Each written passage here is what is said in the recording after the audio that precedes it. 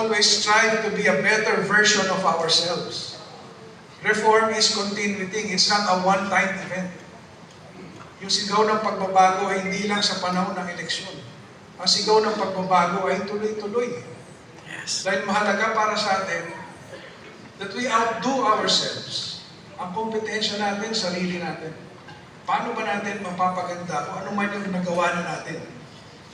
Hindi tayo pwedeng huminto na naka-achieve na natin ng isang pagkilala o isang accomplishment o isang victory. Okay na tayo. Complacency should not be in our vocabulary. Dapat continuing improvement. Kaya kung anong nasa kamitan natin, let us continue to do better. That was the second thing that we did. But of course, hindi rin naman dun lang. Kailangan meron din tayong innovations.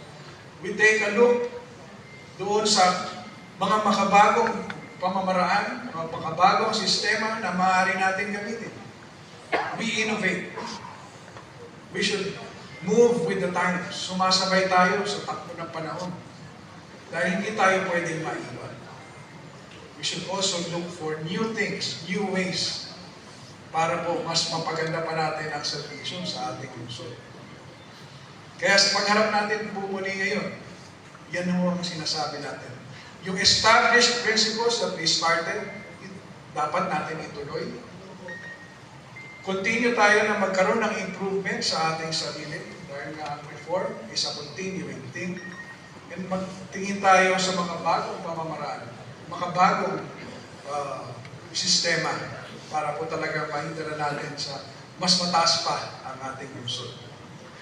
So sa pagharap po namin, kami ho ay papasalamat sa mga naging support na binigay sa amin noong nakaraan. At sa ngayon ay lumalapit muli na humingi ng support.